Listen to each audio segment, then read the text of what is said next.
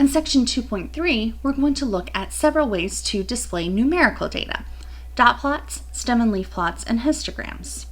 So the dot plot is going to be precisely what you think it is. It is a plot of dots.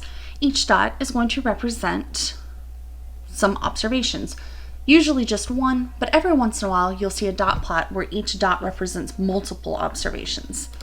So this is useful for one variable, numerical variables, when you're trying to display the data distribution. They're pretty easy to make. You just draw a horizontal line and you mark it appropriately with the scale, and then each value in the data set you will plot on the measurement scale with a dot. If you have two or more observations with the same value, you'll just stack them vertically.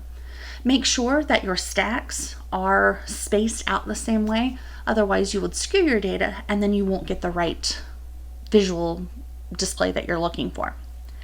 So here, this was an article titled "Keeping Score When It Counts: Graduation Success and Academic Progress Rates for 2016 NCAA Division I Basketball Tournament Teams." Here we're looking at the graduation rates of basketball players for the universities and colleges that sent teams to the 2016 Division I playoffs. And so here you have all of the graduation rates.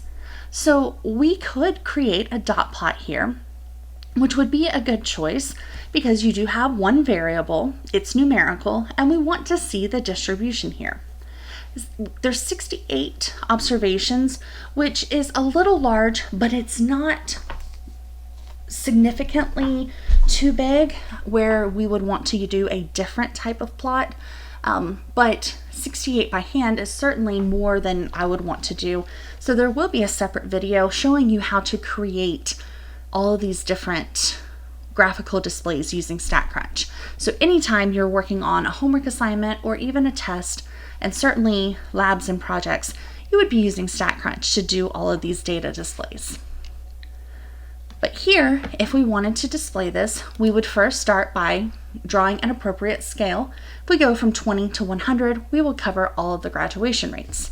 So then we will start adding points to this dot plot. So we had 98, 91, and so on. So it would be slightly time consuming in order to plot all of these by hand, which is why I would certainly encourage you to copy your data into StatCrunch and have the display done for you. But when you get your completed dot plot, you'll notice a few interesting pieces. There were several teams that had a 100% graduation rate. That's huge. Colleges in general don't have 100% graduation rates for the entire student body. And so seeing so many basketball teams with that 100% graduation rate really stands out in terms of the ability for that program to graduate their students. Now you'll notice that most of the values seem to be in that 60 to 95 range. So a typical value you would expect to be 60 and above.